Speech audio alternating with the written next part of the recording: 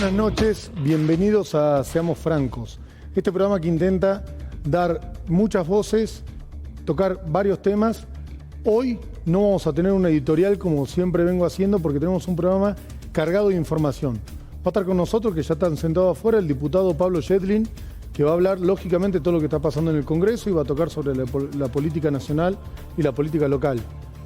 Majo Mazzucato, que es relacionista internacional, que va a hablar del conflicto de Rusia, de la relación Trump con Putin y lógicamente va a tocar el conflicto de Israel con Palestina, con la Franja de Gaza, con Cisjordania y con los países limítrofes. Y también nos va a visitar la doctora Patricia Anzoátegui, especialista en falsas denuncias, que nos va a contar cómo está tratando Tucumán este tema, qué puede hacer aquel que recibe una falsa denuncia y su participación tanto en la legislatura local como en el Congreso de Madrid en España. Quédate en Seamos Francos, vamos a la primera pausa y ya empezamos.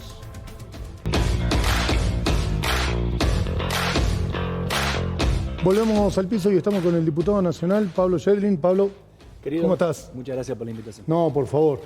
¿Cómo, a ver, pasaron muchísimas cosas, están pasando muchísimas cosas, tanto a nivel local como a nivel nacional? Tuvieron una reunión importante, una sesión importante en diputados la semana pasada. Vamos por eso, ¿cómo está trabajando diputados? ¿Cómo fue el rechazo al veto de Milei? Palabras muy generosas de Germán Martínez hacia tu persona, también por el tema Garrahan.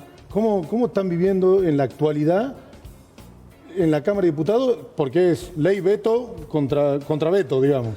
Sí, la verdad que nosotros creemos que la Cámara de Diputados se ha transformado de alguna manera en un lugar de resistencia a las políticas de ajuste de este gobierno, que han sido, como vos sabés, en algún momento te diría casi incomprensibles, ¿no? No hay ningún motivo financiero, económico, para que vos desfinancies al Hospital Garrahan, que es el lugar de la máxima complejidad pediátrica del país, a donde 300.000 chicos de todas las provincias llegan todos los años a atenderse de cosas que las provincias no pueden resolver. O sea, 100 chicos por día aproximadamente. Y la ley cuesta, suponete, 90 millones de dólares. Es ridículo. Claro. Vos te das cuenta que el otro día vendieron 678 millones de dólares en un día para mantener el precio del dólar un día. ¿Y entendés la lógica del por qué?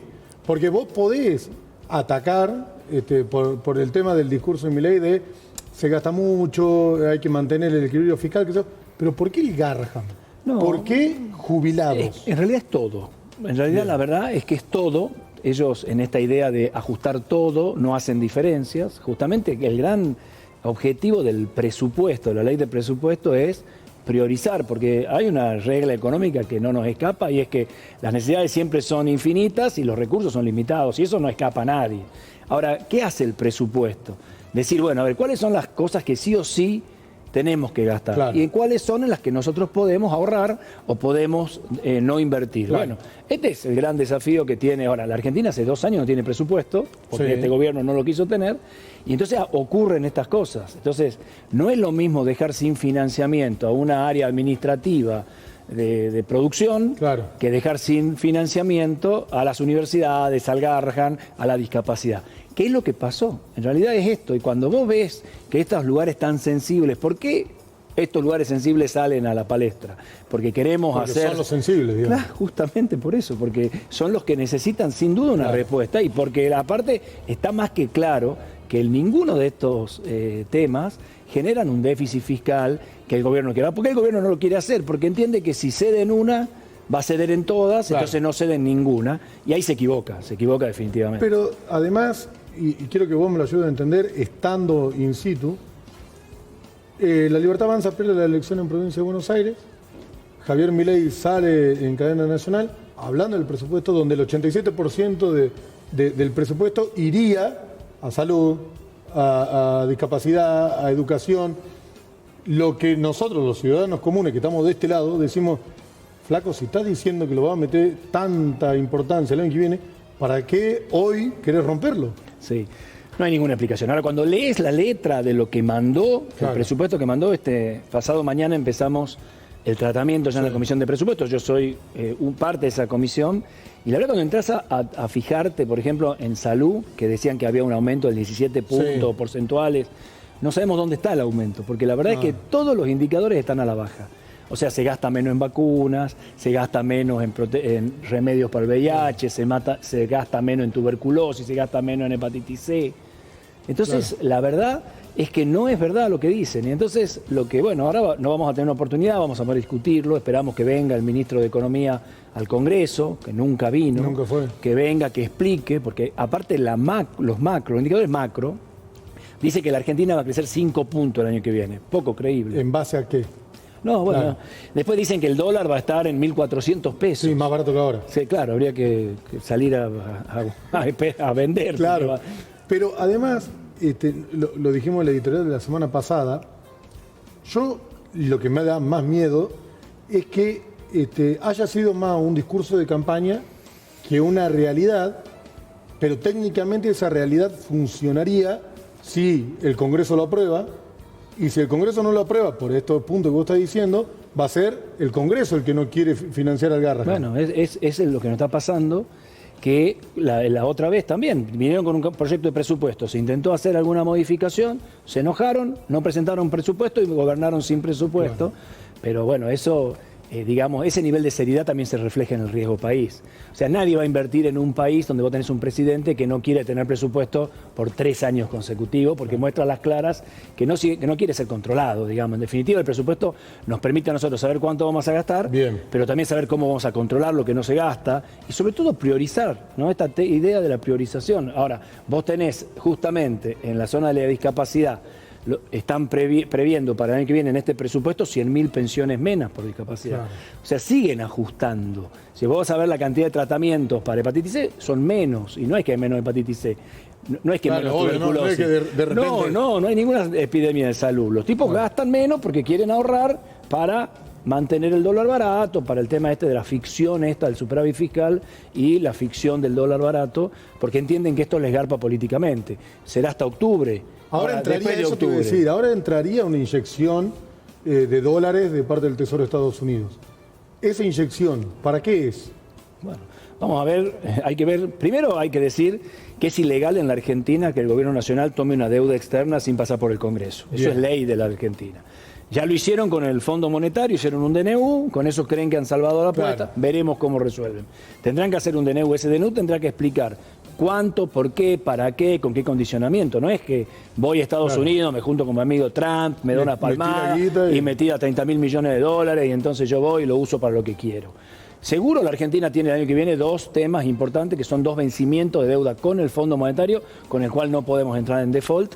Ahí tenés cerca de 9.000 millones de dólares que la Argentina sí o sí necesita y que no tiene en las reservas, porque este gobierno se jacta de no tener reservas y decir que no las necesita. Pero además, Caputo, no sé si fue un error discursivo o una realidad. La semana pasada estuve en un medio diciendo que vamos a gastar hasta el último dólar que tengamos para mantener el dólar bajo. Sí, tenemos 22.000 millones, que no es verdad aparte, no los tienen, pero suponete, vamos a gastar hasta lo último, al otro día, bueno, el mismo autor de la misma línea que compraba dólares campeón, digamos. Claro. Y ahí están comprando dólares campeón y no sabemos cómo hacer para que el dólar baje. Ahora, la Argentina necesita estabilizarse, indiscutiblemente, pero también necesita tener la noción de que la Argentina produce menos dólares de lo que necesita. Y esto es un enorme problema que tenemos, que termina en financiamiento externo, porque nosotros no producimos dólares, para que genere dólares. ¿Cómo salimos de esto? Bueno, podemos sustituir importaciones, o sea, importar un poco menos, puede ser. Este gobierno está haciendo todo lo contrario, porque está importando todo. Más para vender. Claro, y que lo que exportemos sea más cantidad o más calidad en precio. Claro, con valor agregado. Claro, ese es el desafío. Ahora, cuando vos tenés unas economías regionales fundidas en todo el país, acá en Tucumán, ¿te acordás? Nosotros exportábamos 70 aviones de arándanos a Estados Unidos y se no se exporta ninguno. Bueno, ese es el... ¿Ningún avión de arándanos se está exportando? Exactamente, ningún avión. De 70 a ninguno. Esta es la diferencia. Es una locura, digamos. ¿Y qué opinás? ¿Y qué opinás? Bueno, pero esto es lo que está pasando con todas las economías regionales. ¿Pero por qué? Porque al valor de dólares, por lo menos que teníamos hasta hace un tiempo, ahora capaz que con esta devaluación que está ocurriendo esto cambia, no era competitivo, digamos, no valía la pena. ¿Sí? Es un problema. Tenemos un gobierno nacional que definitivamente tampoco se preocupa ni por la obra pública y nosotros sin infraestructura es muy difícil tener inversión. Hubo un fuerte reclamo de los gobernadores que formaron este grupo de Provincias Unidas en ese punto específico. necesitamos obra pública. Claro. Necesitamos que baje guita para la obra pública. Claro, pero ¿por qué? Porque hay todo. Obviamente que la obra pública tiene en la Argentina la historia de que hubo hechos de corrupción asociadas a la obra pública. Bueno, hay que concontrolarlas, habrá que ser duro con eso, todo. Ahora, la Argentina no puede darse el lujo por el tamaño del país, además. Y por la déficit de infraestructura. Claro. Nosotros nos faltan cargas. Nosotros tenemos todo para hacer en la Argentina. Desde ferrocarriles, carreteras, aeropuertos, agua, cloaca. Necesitamos la obra pública. Entonces, además la obra pública es virtuosa porque genera empleo, genera movimiento económico, genera desarrollo. Entonces tiene todo para... Ahora, vos tenés un presidente en donde, bajo la idea de todo es corrupto y al final los únicos corruptos son ellos, que le pedían plata a las droguerías suizos para quedarse con el 3% para Karina Milei. Entonces, cae ese relato, empiezan a caer en todas las encuestas y bueno, va a haber una paliza importante en octubre. ¿Vos considerás, y te voy a hacer dos preguntas en una, que la caída del gobierno comenzó con la viralización de los audios, el escándalo español, porque hasta antes venían como surfeándola? Y punto número dos veces nombraste octubre en lo que vamos hablando. La primera, que la inyección de dinero colaboraría a que el gobierno pueda llegar hasta octubre tranquilo, y ahora de la paliza que va a tener en las elecciones nacionales. Vamos por parte. ¿El gobierno de Milei empezó en la caída con el escrache a Karina? A mí me parece que el problema económico del gobierno de Milei es de antes. Sí. O sea, el problema económico venía porque es un plan económico que fracasó y que venía fracasando, ¿no? Entonces, ahí vos tenés que se le suma a la caída económica, por un lado, a una caída política en donde los audios de corrupción, un gobierno que se basaba básicamente en esta idea de ir contra la casta y de que nosotros no somos corruptos y que toda la política es corrupta, termina demostrando que los más corruptos son ellos, que no es solamente el 3%, porque vos tenés el efecto, la libra, el tema del fentanilo contaminado y tenés el 3%, uno detrás de otro. Eso es lo que hablábamos también en una editorial. En 18 meses, 19 meses, tuvo 12, 13 casos de corrupción complicados. Pero también están los casos de los hermanos Menem, con los contratos con el Banco Nación. Entonces, como que es mucho para muy poco tiempo de gobierno. No, es que es un desastre el gobierno, la verdad, lamentablemente. Ojalá, porque mucha gente, yo entiendo, votó a Javier Milei creyendo que era una alternativa a la política tradicional y bueno, es lógico. Y es válido, estamos por en supuesto, democracia. El gobierno anterior había sido malo, el gobierno de Milei esperaban que iba a ser mejor. Pero a tan poco tiempo, una persona que evidentemente usa de ese personaje histriónico, a los gritos y todo, pero que por detrás de eso no hay gestión ni en salud, ni en educación, ni en obra pública, y en economía aparte hacen agua y el plan económico se va, naufraga. Bueno, la gente deja de confiar en esto y empieza, cuando vos empezás a medir hoy, la fuerza más poderosa hoy en la Argentina se llama antimileísmo, ¿no? Antimileísmo. Que ha superado por lejos al antiperonismo, que por supuesto era una fuerza importante en la Argentina. Y en octubre, paliza. ¿Por qué? Sí. ¿Qué ves? ¿Qué te dicen las encuestas? Bueno, ¿Qué es lo que estás hablando con la gente? La tendencia muestra claramente que desde una idea de vamos a pintar el país de lila, hoy, y lo que pasó en la provincia de Buenos Aires, que inclusive nos sorprendió a todos. Porque el número en provincia de Buenos Aires daba ganadora al oficialismo de Buenos Aires, digamos, pero no por tanto. Por poquito, y decía él mismo. Milei salió a decir empate que era un empate técnico, claro, la paliza que se comieron. De 2-3% para arriba o para abajo. Claro, la paliza fue importante y cuando vos medís lo que está pasando en Tucumán, lo que pasa en muchas de las provincias, inclusive provincias no gobernadas por el peronismo, hoy la sensación es de que si todo sigue así y no hay ningún cisne negro, que bueno, en la Argentina nunca se puede saber, pero la tendencia es, aunque consiguieran los recursos del Tesoro, que bienvenidos sean, si la Argentina los necesita, qué sé yo, siempre y cuando sean legales. Y no para la campaña.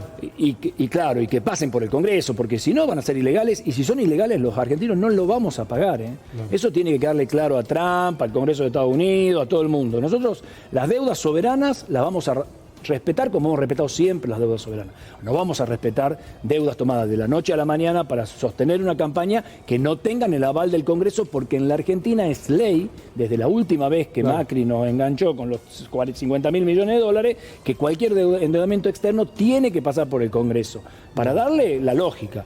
Así que esta ida me voy, me veo a mi amigo Trump, me abraza y me dan 20.000 millones, 30.000 millones. Si no pasan por el Congreso, se los va a devolver Milei, no a los argentinos. ¿Y en Tucumán, cómo ve las encuestas, cómo ve la elección? Yo creo que está muy bien. Creo que bueno, el gobernador Osvaldo Jaldo se puso, digamos, arriba de él toda la campaña. Me parece un gesto más allá de lo que uno podrá discutir, de que obviamente no va a asumir como diputado. pero bueno, es un gesto importante en la política en el momento en que la política necesitaba gestos, ¿no? Bien. Después, bueno, Gladys, Javier Noguera, e inclusive Juan Mansur también, y Acevedo, Serrando, Claro, Carolina Vargas Añase. Son como los nombres propios fuertes del peronismo tucumano dentro de la Claro, lista. exactamente. Y la verdad que hay una representación importante. Me parece que la gente va a tener un nuevo modelo de votar. Hay que votar en boleta única, hay que elegir. ¿Considerás que es positivo, que es negativo, que es mejor, que es peor, que es lo mismo? Lo que es importante que la gente sepa es que hubo dos objetivos para la boleta única. Una fue evitar el fraude. No hubo nunca fraude en la Argentina. No. Y claramente la provincia de Buenos Aires vuelve a demostrar. Es un fantasma que una realidad. Sí, es un fantasma alentado por quienes pierden las elecciones. Pero acá fraude real en la Argentina con el sistema anterior no había, ese era un motivo. El otro motivo era económico. Y hoy está claro que es más caro el modelo actual. ¿Es más caro el modelo Es más actual? caro el modelo actual. Sí. ¿Por qué? Y no Porque sé, siempre se bien, entendió que será el otro por era más caro por la cantidad de votos que había que imprimir. Bueno, pero bastante más caro, no el doble casi. En provincia de Buenos Aires se calcula que el costo de boleta única le va a costar al Estado Nacional 150 millones de pesos, cuando costaba 50 en la elección ahora que tuvimos, que fue la elección solamente en provincia de Buenos Aires. Lo escuché a Axel Kicillof esta mañana decir eso. Así que no es ni más barato ni menos fraude. Pero bueno, lo cierto es que es ley, que la Argentina vamos a votar con este nuevo modelo, es un modelo más fácil de en algún momento informatizar, así que bueno, qué sé yo, será bueno, yo creo que de vuelta los argentinos, los tucumanos, van a poder votar y expresar su opinión, van a tener que elegir el cuadrante. El nuestro es el celeste, el que tiene el mapita de Tucumán, que aparece la cara de Osvaldo Jaldo, y es el que hay que marcar. Y bueno, doblarlo, no hay sobre, y hay que meterlo, hago un poquito de docencia, porque nos parece que es importante que todos los que nos están viendo sepan que se van a encontrar con un sistema distinto. El miércoles tienen reunión de comisión de presupuesto. ¿Cómo va a continuar eso post-miércoles? El miércoles se sientan, discuten, leen. ¿Qué pasa después? Sí, nosotros esta semana tenemos el martes emplazamientos también por el tema de fentanilo, por el tema de Libra, por las interpelaciones a Karina Milei, así que va a ser muy movido el martes también en Buenos Aires. Y el miércoles empieza presupuesto con expert. Seguramente haremos un cronograma de visitas. Ellos seguramente no tienen mucho apuro en que esto salga. Así que va a haber, bueno, nosotros vamos a insistir en que venga Caputo y ellos verán a qué ministros. ¿Pueden no presentarse? ¿No debería por ley tener la obligación, sobre todo cuando hay presupuesto, que esté presente el ministro de Economía? No hay una ley en ese sentido. No hay una obligación. No, lo que hay una obligación es presentar el proyecto que ya se presentó. Esta conferencia de prensa que hizo el otro día, o cadena nacional de Milei, la otra vez le alcanzó para demostrar que Caputo no vaya. Claro. Pero bueno, suelen venir algunos ministros, suelen venir, Cuño, Libarona, qué sé yo, vendrás Petovelo, quizá venga Lugones. Claro. Todos han tenido múltiples temas a lo largo del año, así que bienvenido sea que vengan. Caputo debiera venir, nosotros podríamos insistir en eso, podríamos llegar hasta interpelarlo, pero recordemos que Caputo ya fue interpelado en el Congreso y no vino. O sea que tampoco hay mucha expectativa en eso, pero me parece que no es lo mismo el mileísmo de hoy que el mileísmo del año pasado, con lo cual se han debilitado, entienden que tienen que hacer más política y bueno, tendrán que venir al lugar donde tienen que hacer política, que es en el Congreso. Pablo, muchísimas gracias. Gracias a vos. Vamos a una pausa y seguimos con Seamos Francos.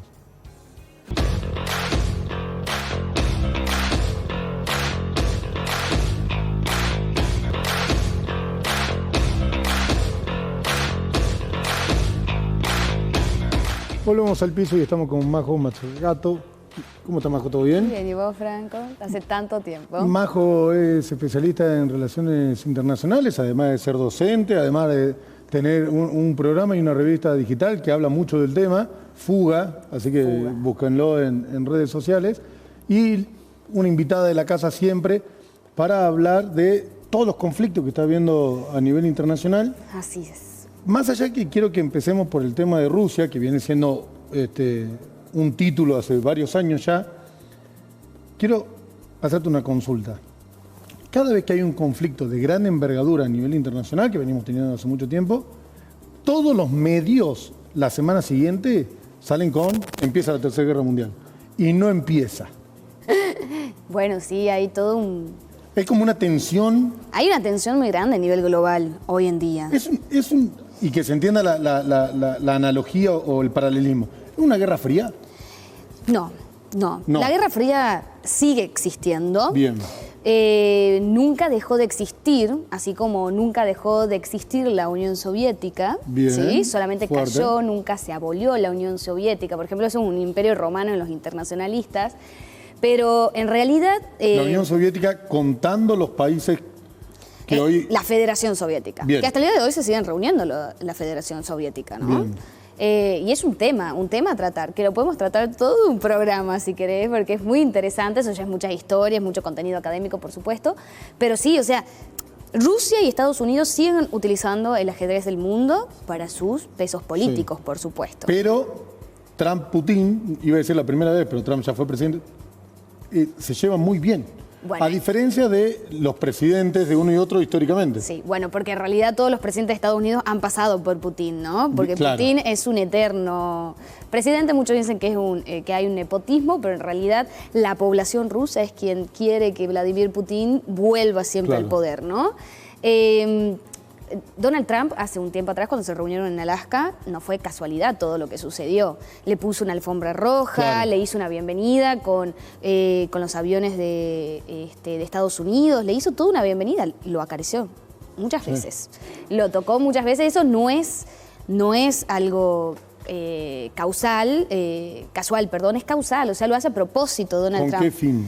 Porque Donald Trump lo admira, verdaderamente. Él dijo que él admira, más allá de que sean enemigos dentro del plano internacional y que históricamente los países de ellos son enemigos. Claro, pero por eso, Estados Unidos y Rusia está planteado como que son enemigos. No así Trump y Putin. Claro. Recuerdo que cuando Trump salió presidente por primera vez, hace ya 10 años, si no me equivoco, porque en el medio estuvo Biden, se decía que Putin había trabajado para que Trump sea el presidente de Estados Unidos.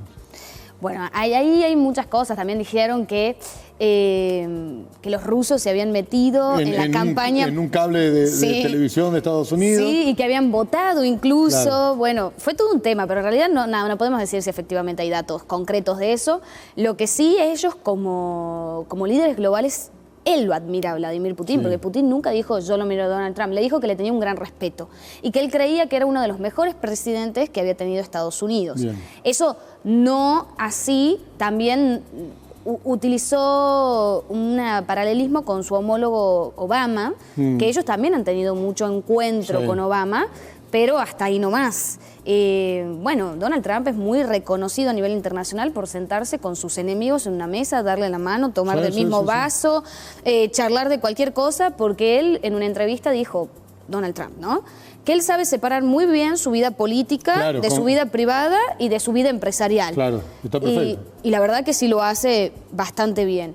Pero bueno, él no puede desconocer que él es un líder y es el líder de la potencia global de Estados Unidos y él tiene que respetar la administración y las políticas de Estado que se vienen llevando administración por tras administración. Vos habrás visto, Franco, que Barack Obama, John Biden son del Partido Demócrata y el del Partido Republicano y aún así sus administraciones siguen manteniendo ciertos compromisos. Tiene una fuerte política de Estado de Estados Unidos que más allá de que el presidente cambie, hay una pequeña variación entre política de uno y otro, lógicamente son distintas personas, pero no es como acá en Argentina, que un presidente va para allá y el otro presidente va para allá y el otro va para allá. Justamente te iba a decir lo mismo, porque ellos tienen una cultura de políticas públicas, lo que nosotros acá en la Argentina no tenemos. Hay una política pública en la Argentina que yo no... ¿La ves transversal a todos los presidentes? Que la veo transversal a todos los presidentes, pero yo no soy fan ni partidaria de ningún presidente, como buena internacionalista, como cualquier internacionalista. Reconocemos ciertas decisiones que pueden ser negativas o positivas. Todos han tenido decisiones positivas y muchos han tenido decisiones muy negativas. Pero, por ejemplo, la política pública Conectar Igualdad, cuando se creó en su momento, fue excelente. Pasó por Macri, incluso cuando llegó al presidente Alberto Fernández, que lo destruyó. Cambió totalmente la política pública, lo cambió Lola Mora, en vez de computadoras dio tablets, y él destruyó una misma política pública que fue excelente, ¿no? Así igual como muchas políticas públicas que fueron pasando, por ejemplo, que hasta el día de hoy Mauricio Macri hizo esta cuestión que ahora se transformó en lo que es la tarjeta alimentaria hasta el día de hoy, y ese compromiso es el que tiene que tener un Estado. Estados Unidos lo reconoce muy bien. Cuando una política de pública funciona, cumple el ciclo y se convierte en una política de Estado y lo va transicionando sin necesidad de cambiar. Eso es gestión. Te quiero sacar de Estados Unidos y volver a Rusia. Sí. Hace muy poco tiempo, los polacos, Polonia, dijo, tenemos miedo que Rusia nos invada. ¿Por qué? Polonia tiene un terror elegido, como decimos los internacionalistas, es una teoría, por supuesto. ¿Por qué? Porque Polonia fue invadido muchas veces, desapareció y apareció en el mapa un montón de veces, que eso es una realidad, y Rusia ya ha tenido su incursión en Polonia mucho tiempo. Sí. Y Polonia hoy ya es un debate ganado de todo lo que pudo lograr después de la Segunda Guerra Mundial y etcétera. Rusia siempre ha utilizado su espacio aéreo, su espacio territorial, sin siquiera pedirle permiso muchas veces, como lo que está pasando con los drones, como lo que está sucediendo ahora con el avión fantasma de Estados Unidos, de Rusia, que todo el mundo le tiene miedo, que es muy parecido al avión invisible de Estados Unidos. Ahí hacemos el paralelismo, ¿no? Pero ¿por qué? Porque este avión posee un cargamento de armas que es las Black Shades, que son, si las deben haber visto, en algún video, que cuando lo tiran no hace sonido, el sonido impacta después de la destrucción masiva que tiene y hace como una pequeña luz en el cielo, o sea, parece una sombra, por eso le dicen. Y este avión es el que porta esas armas y le tienen mucho miedo, por ejemplo.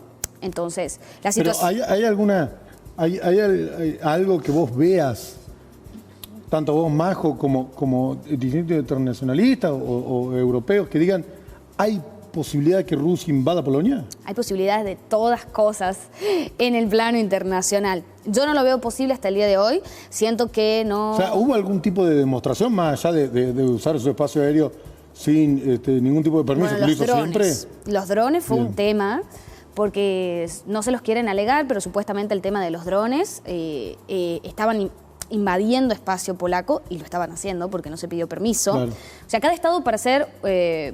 yo ahí pasé un mapa, que después lo podemos ver. Dale. Ahí tenemos un mapita como para que vean, porque Polonia no está pegado a Rusia, digamos. Dame un rato en realidad. Que lo busco, ya lo tienen en... Ahí lo vamos a ir pasando, ahí está, control, perfecto. Ahí está. Perfecto. Ese mapa estaba porque buscando. Yo soy medio docente, ¿viste? Entonces, yo quiero que lo vean en ese sentido, porque para que entiendan, Rusia no... A ver, vamos a pedir permiso. ¿Cree que nos paremos un rato, Majo? Como quieran, no hay problema. Rusia Explícanos acá, en el mapa. Rusia, que se encuentra acá, no está pegado a Polonia. Claro, eso es lo que me sorprendía. También Estonia está metida en el conflicto, bien. Y tenemos, obviamente, a Ucrania en esta parte. Entonces, ¿por qué Rusia toma el espacio aéreo de Polonia para llegar a Ucrania? Y tiene que ser por este frente, porque Rusia está perdiendo mucho frente desde su invasión en Ucrania de esta zona. Sin embargo, acá en lo que es Península de Crimea y sobre todo lo que está pegado a Rusia, llega. Bien. ¿No? De manera, acá tienen un bastión bastante pesado los rusos en este momento. Entonces, toma espacio aéreo, que es lo que nosotros estudiamos, las estrategias militares, y llega hacia esta zona de Ucrania. Perdón, ¿Rusia tiene autorizado pasar por Bielorrusia, por Lituania?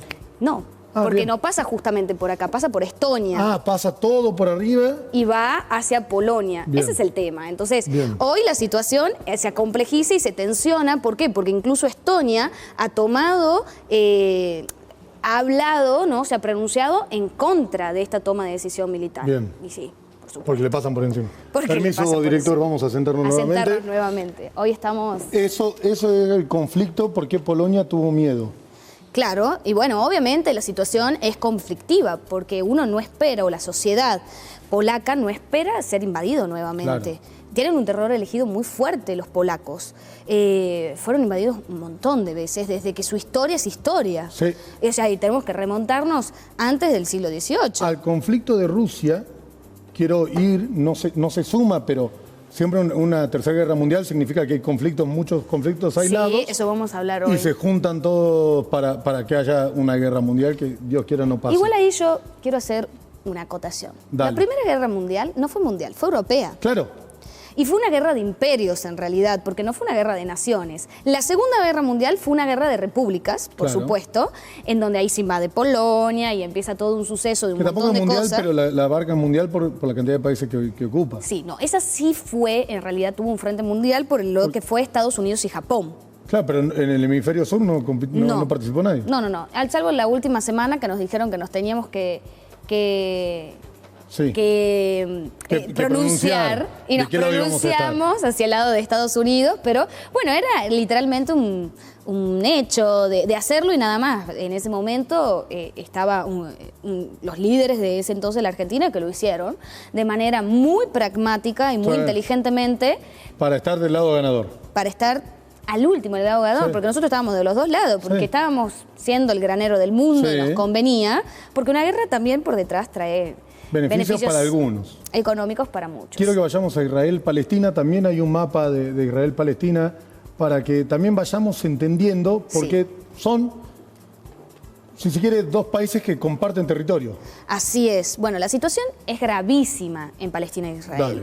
Hoy es una de las situaciones humanitarias más fuertes que está atravesando a nivel mundial. Sin embargo, no olvidarnos que hay otros países que están atravesando situaciones humanitarias horribles, como Yemen, como Mali, como Somalia, que eso no nos tenemos que olvidar también. Pero de este estilo, guerras, bombas, misiles. En Somalia sí. Sí, con el tema de los hutíes, por supuesto, y con el tema de en Mali también. O sea, también estamos hablando de conflictos bastante poderosos que están viviendo y atravesando otros países, pero que ya son como guerras viejas, ¿no? Claro, y ya nos olvidamos. Ya nos estamos olvidando y obviamente ya también la guerra es como que se laxa, ¿no? En un tiempo. Hoy no tienen tanto armamento también. Pero ¿cuál es el conflicto y la gravedad de este conflicto? Palestina e Israel es un conflicto muy poderoso porque tiene más de 72 años, lleva hace muchísimo tiempo. Pero se agravó en estos últimos años. Sí, se agravó. Si bien siempre hubo, a lo largo de todos los años, alguna semana, algún mes, donde explotaba el conflicto, se mediatizaba mucho, se hablaba mucho y después volvió a bajar. Sí. No es que dejó de haber, sino que era como más tranquilo, si se quiere. Pero este último año, estos últimos 2 años, fue una constante. Fue una constante desde el 7, desde el 7 del 2023, ¿no? Desde el 7 de octubre del 2023 estamos por cumplir ya prácticamente... El año. El año, sí, así es. En los unos 2 días. Años, 7 de octubre del 2023. Sí, vamos a cumplir 2 años de la escalada total del conflicto, en donde incluso tuvimos 12 días cuando Israel atacó Irán, en donde pensábamos que se iba a hacer un meltdown, que significa un ataque nuclear, ¿no? Sí. En donde todo el mundo estaba en vilo de ver... Fue hace un mes y medio. Sí, fue hace un mes y medio y nosotros pensamos que ya pasó a otra etapa, porque desde ahí Israel atacó Siria, atacó Damasco, atacó Qatar, empezó a atacar a... Atacó Qatar la semana pasada nuevamente, sí, atacó nuevamente Damasco en Siria y nuevamente Irán... ¿Ataca esos países que no son Palestina por una cuestión de colaboración hacia Palestina?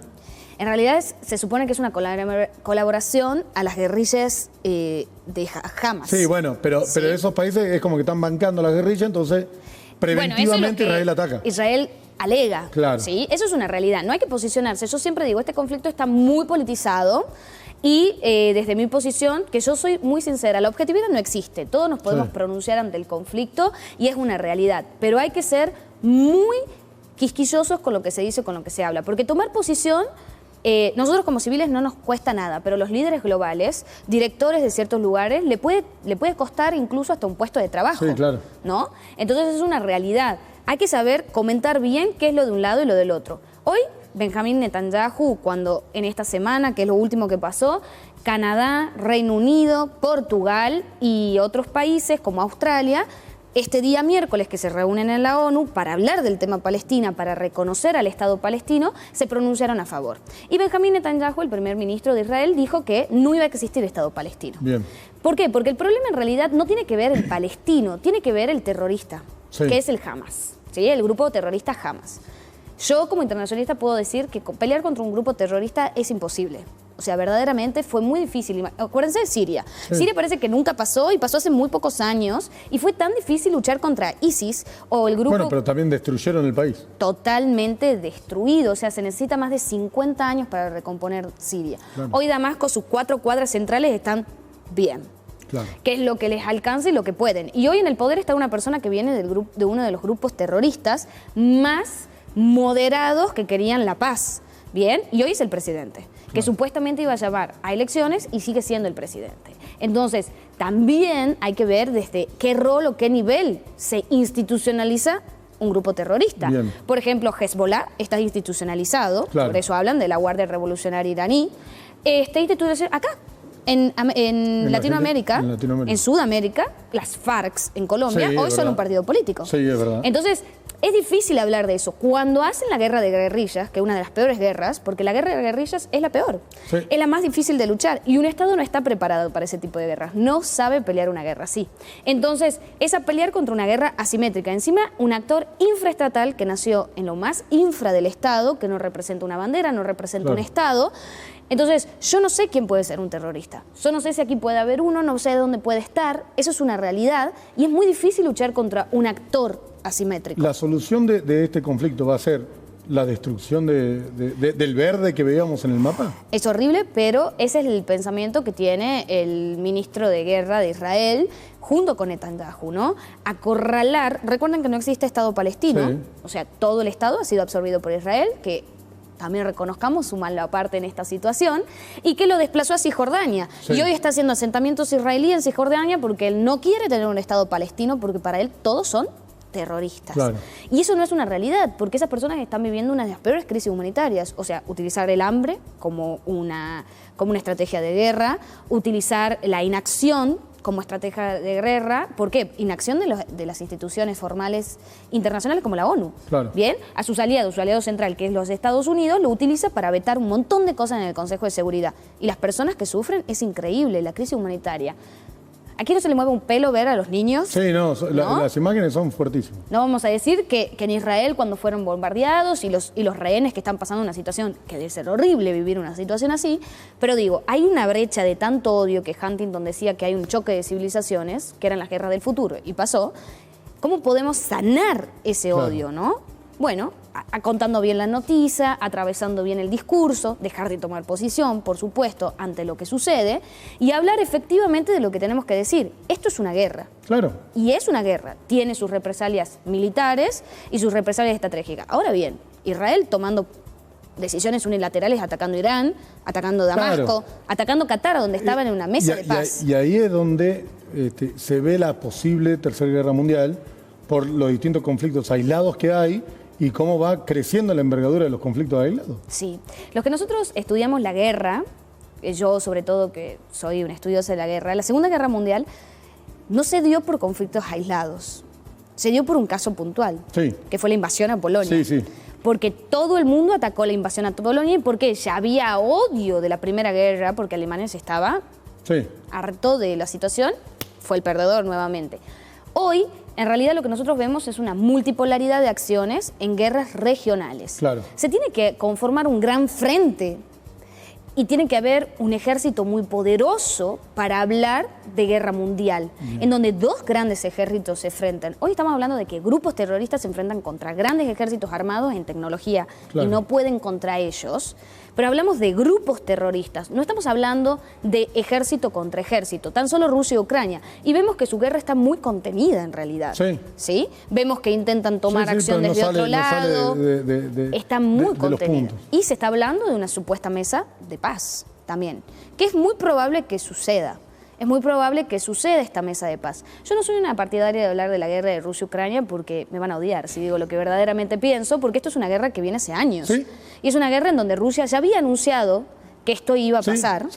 Lo anunció hace muchísimos años cuando dijo que directamente le pertenecía ese territorio y ya había invadido, si no me equivoco, pero no había sido como una guerra bélica, si se quiere. Claro, no es invasión, es ocupación territorial, porque obviamente no es territorio propio, pero era pedido por la misma gente de la península de Crimea. Que también, si no me equivoco, pasó por allá por los 90 con Serbia, si no me equivoco, que también decían, nos sentimos más rusos. Así es. Majo, lo dejamos acá. Vamos a seguir avanzando con el tema, vamos a hablar de la mesa de paz, que se conforma, y vamos a seguir analizando y viendo cómo va evolucionando o no estos conflictos, ¿te parece? Me parece perfecto, Fernando. Muchas gracias por haber venido. Muchísimas gracias. Vamos a una nueva pausa y ya volvemos.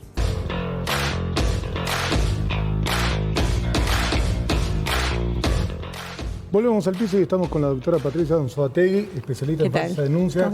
¿Cómo está, doctora? ¿Todo bien? Bien, todo bien. Estuviste en España, en el Congreso de España, disertando sobre las falsas denuncias. Así es, fue una iniciativa. En realidad fuimos a presentar el libro, ¿no? Llenas, abogados contra las falsas denuncias. Claro. abogado de familia contra la falta de denuncia. En realidad, el libro era un poco el motivo por el que íbamos, pero bueno, en el interín fuimos convocados para hacer una presentación en el Congreso de Diputados de Madrid, donde se habló sobre la problemática de las falsas denuncias y lo que causa, ¿no? Se organizó con Vox, ¿no? Que son los únicos que levantan la voz en esto. Porque inclusive pasa, que esto lo hemos hablado en España, es terrible, ¿no? Porque hay toda una división muy... España es uno de los países... más afectados. Más afectados con este tema. Y nosotros, ¿eh? ¿Sí? Y si no me equivoco, tiene una tasa de suicidio masculina extremadamente elevada por este tipo de temas también. Por este tipo de temas, porque, y ellos no tienen la problemática tan grave que tenemos en Argentina, porque ellos, por ejemplo, no hay tantas denuncias de abuso sexual contra los niños, es más violencia de género. Bien. Pero también, por supuesto que entran en un derrotero de por ahí van presos 2 o 3 días, lo sacan, después lo vuelven a denunciar, y además no pueden ver a los hijos. Y no pueden ver a los hijos, ¿no? Tienen dificultades para ver a los hijos, pero acá es mucho más complejo. Entonces, a ellos les interesaba la experiencia argentina, porque nosotros, como yo siempre lo digo esto, ¿no? Lo vengo diciendo hace 25 años, cuando trajimos la ley de violencia de género, nosotros, ya era mala, nosotros lo hicimos peor. Claro. Nosotros empeoramos lo malo, que es una virtud de los argentinos en muchas ocasiones. Copiamos y empeoramos lo que copiamos. La otra vez vi un TikTok de un español que llamaba al número, si no me acuerdo, 219, que era por el tema de violencia de género, que lo hacía a propósito el tipo. Claro. Llamaba y decía, yo quiero denunciar que mi pareja me pega, mi pareja me maltrata, y la chica le decía, no, pero usted es varón. Usted es varón. Dice, bueno, pero es violencia de género, y le termina cortando el teléfono. Como andás la denuncia a la policía. Bueno, acá pasó durante muchos años. Nosotros hemos mandado, me acuerdo en Buenos Aires mandábamos a los hombres a hacer las denuncias cuando las mujeres les pegaban, ¿no? Y algunos no querían ir, pero algunos los convencíamos e iban. Y no les querían tomar la denuncia, ¿no? Era como todo un tema. Pero bueno, el tema es, ese ejercicio hay que hacerlo como ciudadano.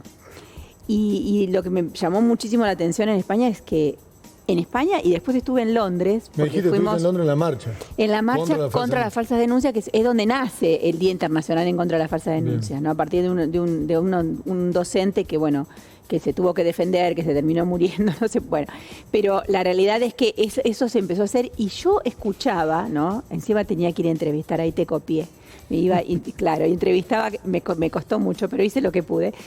Y yo escuchaba que eran los mismos sufrimientos, no importa el país, no importa la idiosincrasia que tenga ese país, era lo mismo, exactamente las personas atravesaban por ese sentido del desprestigio, de la falta de pertenencia, de dejar de pertenecer de ver a sus hijos y de pertenecer a la familia y de aislar a toda la familia, todo ese aislamiento, y además el tema de la lucha, ¿no? Claro, en tribunales. Los hombres lo están sufriendo igual. Sí. No, bueno, y hay mujeres, hablaron mujeres, a mí me encantó una de las chicas que no llegué a entrevistar porque después se me acabó el tiempo y la batería, ¿no? Entonces no llegué, pero la verdad que me interesó mucho porque tenía mucha energía, la tengo filmada, pues, hice la transmisión en vivo, ¿no? Y así que se puede ver, la pueden ver, se meten en el Instagram del Observatorio de Falsas Denuncias y ahí está todo lo que yo hice. Bien. Y por favor no juzguen mi inglés porque es horrible, pero bueno, me entendieron. Pero la realidad es que la buena voluntad se tuvo. Y hablé con muchas personas que realmente, había un sociólogo, hemos hecho muchos contactos también en el tema de cómo trabajar esto, porque, lo que hay acá es el tema de la cancelación, ¿no? Todo esto del woke, te trae toda la cancelación que tiene que ver con esto no puedes hablar. Claro. ¿No? Cuando de esto no puedes hablar, ahí se murió el derecho, ¿viste? Sí, completamente. Y se murió el periodismo también. Entonces, Vox tuvo que hacer un esfuerzo porque no le querían prestar el lugar. Porque íbamos nosotros. Lo primero que dijeron de nosotros, que no nos conocían, dijeron que éramos 2 abogados machistas. Mi primo, que es el coautor del libro, y yo dos.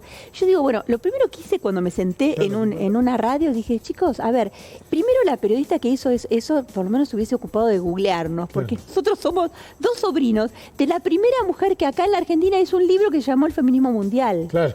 No, hizo una segunda edición que la prologó mi primo, o sea que nosotros 0. Pero en ese caso, por esta posible censura que sufriste en España, ¿te pasó en otro país? ¿Te pasó acá en Argentina? En Argentina sí dicen de todo de mí. Yo las cosas que escucho a veces son insólitas. Me inventan una vida también, ¿no? Dicen que soy la hija de un terrateniente. Digo, preséntenme a mi padre que le voy a reclamar. Es que tenés apellido de terrateniente. Claro, bueno, pero no lo soy. La verdad que no, mi padre era un profesor de historia. Y la verdad es que Yo creo que esto de que te ataco a lo personal, esto es algo que es una técnica, ¿no? Sí, obviamente. Una técnica que se usa mucho en todo lo que es el populismo de izquierda, ¿no? Y bueno, entonces, la lucha de Vox es decirlo, porque dice, hay otros partidos que hablan del tema de las falsas denuncias, pero cuando llega el momento votan en contra. Claro. O sea, coordinan con lo que tienen. Entonces, y yo siempre lo digo, que es lo que un poco llevé a España. A España llevé lo que traje acá, porque claro. Tucumán, estuviste acá en la legislatura de Tucumán. Estuve en la legislatura de Tucumán, que fueron primeros ustedes, ¿no? Y me dijeron, trae las cámaras. Las cámaras consisten en una cámara oculta donde un abogado confiesa, no cuenta cómo se hace una falsa denuncia, ¿no? Él se lo cuenta al cliente al cual le quería además ofrecer sus servicios a través de otro abogado, una cosa para desplazarme a mí. Fue muy divertido. Una cosa muy terrible. Pero lo más gracioso de todo esto que nosotros presentamos la prueba, presentamos las denuncias. Porque ahí hay fallas en todos lados. Desde un colega, Bueno, no, yo siempre digo una cosa. A mí, una de las cosas que dicen las feministas que me da mucha gracia, ¿no? Porque me dicen, usted defiende pedófilos. Primero, el principio de inocencia no es así. Segundo, si fuese así, defender no es un delito, pero hacer una falsa denuncia sí. Claro, porque defender está dentro de tu trabajo. Claro, de hecho los defensores oficiales defienden de todo, asesinos seriales, bueno. Y además porque es un ejercicio que deberíamos hacer todos los abogados, defender. Claro. Defender en todos los delitos. Yo a algunos nunca defendí, porque no me gustan, nunca hice narcotráfico, nunca me gustó, pero sí he defendido en otros delitos porque es un ejercicio que el abogado debe hacer, ¿no? Pero eso está dentro de la práctica. Ahora, yo lo que no puedo es inventar un delito. Este es el tema. Entonces, hay que empezar a distinguir estos abogados, hay que denunciarlos, ¿no? Ni les cuento cómo nos fue cuando denunciamos al abogado, a los 4, porque son 4 abogados, cuando los denunciamos en el Colegio de Abogados. Estábamos en el juicio oral, juicio por jurados de este muchacho. Con los 4 abogados. Con tu cliente, digamos. Con el cliente y con un abogado que suplantó a este señor Carancho, ¿no? Y con el mismo equipo que tenía el Carancho, o sea, una cosa muy extraña, ¿no? ¿Y qué pasó? Pasó que en un momento nosotros entendíamos que, estábamos en el juicio, veníamos, porque el juicio tenía mucho, realmente estaban mintiendo mal y se notaba. Entonces, claro, era la prueba de ellos. Y al medio del juicio nos cae el rechazo del límite del Colegio de Abogados para investigar a este Carancho. Claro. Y a mí, por supuesto, cuando yo publiqué las cámaras en su momento, que no lo hice yo, sino que las cámaras aparecieron, yo lo único que hice fue comentar estas cámaras.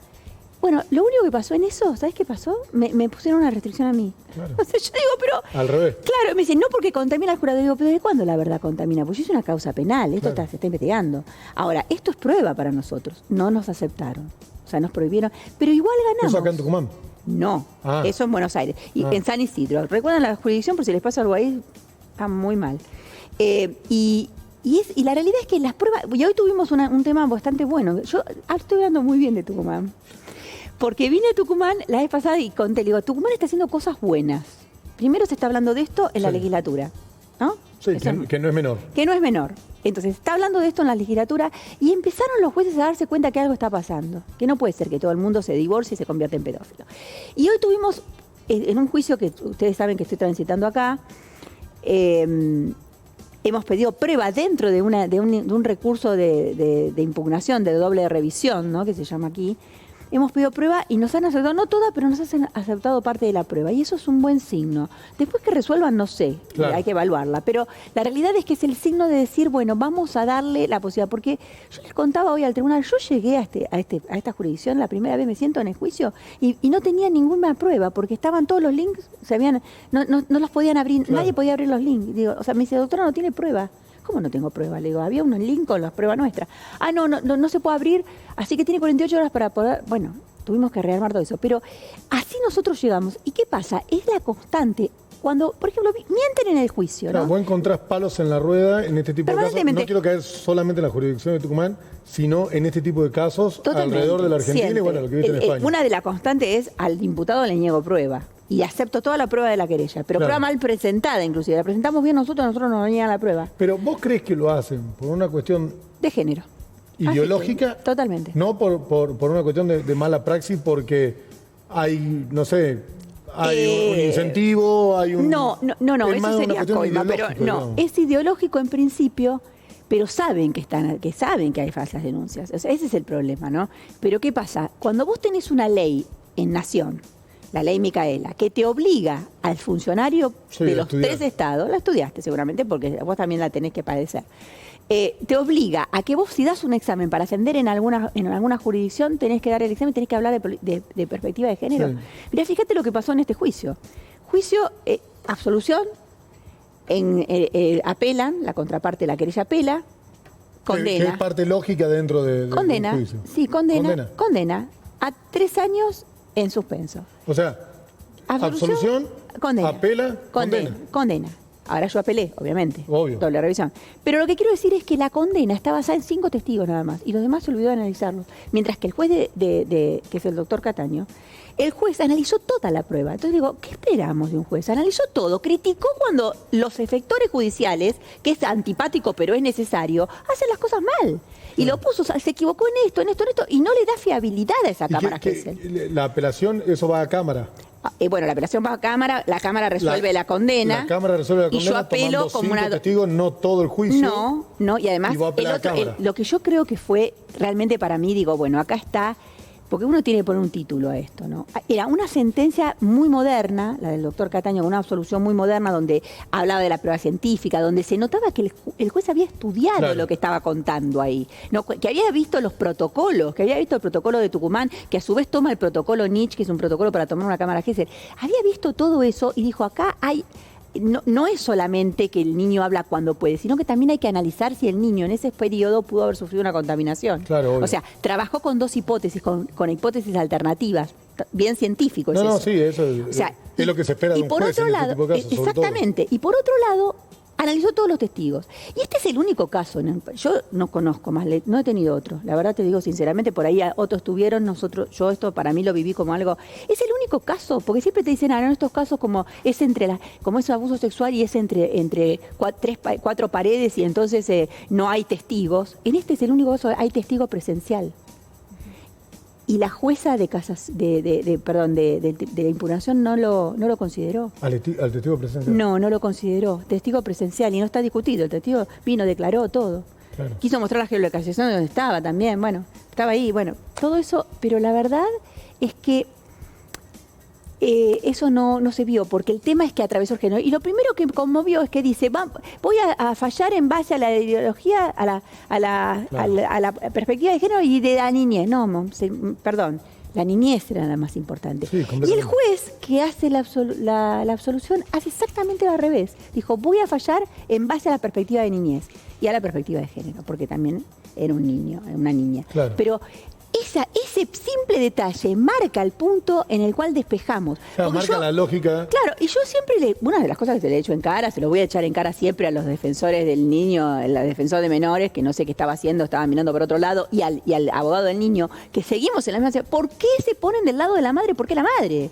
Claro. Vos tenés que ponerte del lado del niño. Y si ves que la madre es violenta, que mintió, que esto puede ser una... Porque en este tipo de casos la prioridad es la criatura. Exactamente. Y una vez que la criatura, ahí sí discutamos... al padre, discutamos a la madre, pero que la criatura esté bien. Hoy durante y a futuro. He traído un caso que estoy también teniendo acá en Tucumán, que es muy, muy importante porque tienen a la misma terapeuta que atendió a la nena. Y las 2 nenas dicen lo mismo. A la chica la tocaron cuando miraba televisión, cuando estaba mirando televisión, o sea, en el living o en el sillón. O sea, lo mismo. Aparece viste, porque es como una consecuencia que van repitiendo, hacen informes y repiten y después les agregan cosas que supuestamente dijeron en la terapia, viste, los chicos, pero que es incomprobable. Por eso yo siempre digo, los psicólogos de niños deberían grabar todas las sesiones, porque si no manipulan a los niños nadie se va a enterar. Claro. Y debe estar prohibido manipular, debería ser algo más... Bueno, sí, de hecho, no es bueno manipular a nadie, pero lo que quiero decir es que nadie controla a los terapeutas privados. Y es un desastre con los pibes. Pero en este año han habido ya distintos casos de falsa denuncia que volvieron para atrás los niños influenciados, que ya son mayores de edad en muchos casos, que salen hablando a cámara. Eso... creo yo es positivo. Y acá también hubo un caso de una chica. Bueno, creo que... Bueno, fíjate lo que contaba la chica, creo que tiene un... Aymá se llama... No recuerdo el nombre. Ella contaba, dice, yo le decía a la fiscal y me decían que no podían, o sea, no le toman cuando van y dicen otra cosa. Claro. ¿me entendés? Y ella dice, mi papá está preso. O sea, esto es lo que me parece terrible, es que no quieren acreditar que comieron vidrio o que se hicieron los que comieron vidrio porque tienen la ley de perspectiva de género y la bajada de línea, ¿no? Entonces, esto no puede seguir pasando porque hay gente presa, inocente, y hay niños muy traumatizados. Se está avanzando, digamos, en el tema. Miren, el avance parte porque yo, bueno, te contaba un poco el caso de Capital, el que puso el norte fue un tribunal, o sea, jurados populares. ¿Por qué? Porque el jurado popular es cuando vos ven el desastre que hacen en la justicia y dices, esto me puede pasar a mí. Claro.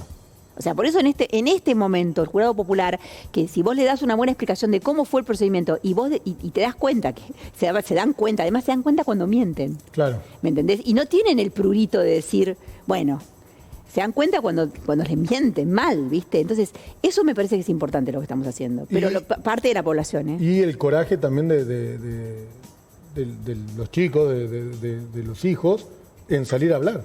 Bueno, pero además el costo de esos chicos, ¿no? Porque, sí. O sea, a mí lo de Gizón es muy conmovedor, porque él dice, yo le tenía miedo a mi padre. Claro. A pesar de que era mentira, que había mentido, yo defendía... O sea, le generó el miedo... Claro, 3 años antes hay una nota de este chico imputando al padre, diciendo, quiero que vaya preso. Todo, y lo decía parecía con convicción, ¿viste? Y después dijo, no, bueno... Yo tenía miedo y de chico te tenía miedo a mi padre. Ahora, todo eso era producto de lo que le había dicho la madre. Hasta que empezó a denunciar al padre también, porque si te ponías en su contra, un caso muy especial, ¿no? Y además, ¿por qué lo diagnostican nada más? Hoy pedí justamente un Minnesota, no me lo dieron, porque no quieren diagnosticar a las madres. Y la verdad es que no vamos a tener familia sana cuando todos los miembros de la familia... El análisis en un conflicto debería ser a todos. A todos. A la criatura, a la madre, al padre. Sí, a todos y con el mismo rigor científico, porque yo he visto hacer algunos donde está mal, muy mal, y no le ponen el diagnóstico porque es mujer, porque no la quieren estigmatizar, pero al pobre infeliz que está imputado le ponen que es un narcisista, un pedófilo, le ponen de todo y ahí no les importa estigmatizar. Le llegan a encontrar una uña encarnada y se lo ponen. Ahora, el problema es si vos vas a mirar con distintos sesgos, siempre vamos a tener el mismo resultado. ¿Cómo se avanza institucionalmente? Dijiste que la legislatura de Tucumán estaba tratando el tema. ¿Cómo tiene que continuar? Y esto tiene que continuar. O sea, hay varias leyes, ¿no? Que en realidad yo sostengo que las falsas denuncias no es el delito específico porque hay un tema técnico ahí, pero sí que se tiene que hacer algo. En realidad, para mí lo que hay que hacer es penar más gravemente estas conductas en virtud de lo que le pasa al niño, o sea, de la ley 24270, que es la ley, esta es mi opinión, pues tómenla, si quieren hacerla, yo la tengo hecha, pero yo se la presenté hace muchos años atrás a Lilita Carrió, que por supuesto no le interesó porque no se dedicaba a eso específicamente, pero la verdad es que yo la había presentado esa ley. Yo había hecho una modificación de la 2470 donde estas conductas agravaban hasta llegar a que no sea escarcelable, porque vos a un niño que lo convencés de que fuiste abusado tiene los mismos efectos que el abuso. Claro. Entonces, eso es un daño psíquico al niño. Entonces, cuando se le provoca un daño psíquico al niño, cuando esto se continúa durante años y cuando en realidad el niño no puede ir, queda atrapado en esa situación que también es alienación parental, ¿no? Bueno, por ejemplo, acá no puedes decir alienación parental, dices, el síndrome ese es el falso síndrome. Le digo, no dije síndrome y está en el DSM-5, ¿no? O sea, esto es algo que tenemos que repetirlo, lo repetimos y lo decimos, está en un manual de psiquiatría, es una conducta que se tiene que analizar. Ya hay test que hay que hacerlos en la Argentina. Mi intención es traerlo a la Argentina, porque sé de la persona que lo hizo, lo presentó en un congreso y me interesaría traerlo a la Argentina. Lo que pasa es que un test cuando se adapta al país tiene un montón de trabajo, ¿no? Obvio. Que lo tienen que hacer los especialistas. Así que yo, por favor, le pido a que a los psicólogos se pongan las pilas y hagan eso. ¿Hay algún lugar donde aquel padre puede llamar, acercarse, si recibe una falsa denuncia? Mira, yo siempre les aconsejo que a la que le pasa esto vaya con sus pares, ¿no? Porque es fundamental que tengan un lugar donde... Una contención. Una contención, exactamente. Y después, o sea, vos sabés que el observatorio es para que vuelquen los datos. Los datos nos ayudan, porque los datos nos dan justamente qué cantidad de denuncias que la gente percibe como falsas, que yo no tengo por qué comprobar si lo son o no, pero sí que las perciben, que están en tribunales y que se están tratando, qué cantidad de denuncias hay y quiénes son los denunciantes, que el 80% dentro del observatorio son mujeres. El 80% dentro del son mujeres. Después también, bueno, pues, también denuncian hombres y en general es intrafamiliar. También hay denuncias, bueno, cuando hay denuncias de muchas personas que dicen, bueno, yo fui a bailar, tuve una relación con alguien y me levantó y me dijo que la había violado, y esto no fue real. Esto también pasa. Esto ataca a determinada franja etaria, que son los más jóvenes, ¿no? Y bueno, también es algo que también, o sea, y ahí sufren toda la familia, los padres, las madres, porque, o sea, yo no puedo creer que lleguemos a esta situación en la cual yo tengo que odiar a un hombre. Claro. O sea, para ser feminista tengo que odiar a un hombre, de ninguna manera. O sea, ya lo tengo que considerar violento de per se. O sea, no puede ser. O sea, y yo, perdón, esto lo tengo que decir. Dale. Por favor, y le pido a la gente de Tucumán que me escriban, porque saben que a mí me encuentran enseguida. Yo en Madrid dije, vamos a hacer las mujeres la quinta ola feminista, la quinta ola FEM, te quiero poner. ¿Por qué? Porque la quinta ola tiene que reparar los desastres que hicimos. Claro. Desde esa temática de apartar a los niños de sus padres, de romper familias, de odiar a los hombres. Vamos a hacer la quinta ola que repare. Porque si no, y esto lo va a tener que pagar el Estado, vamos a tener que reparar a todas las personas que falsamente fueron imputadas y que están presas ahora. Porque el otro problema que tienen es que los tratan de convencer que firmen un abreviado para no tener responsabilidad del Estado. Y comen cárcel, menos años, pero comen cárcel. Pero claro, por supuesto, y además de esa manera no se pueden quejar. Claro. ¿Entendés? Entonces, yo pido por favor que no firmen abreviados, hay que pelearla, hay que seguir peleando, esto tiene que salir adelante y tenemos que recuperar a esos niños. Patricia, muchísimas gracias. Doctora Anzoátegui, especialista en falsas denuncias. Termino el programa. Nos reencontramos el martes de la semana que viene. Quédate en Canal 10 viendo toda la programación. Chau.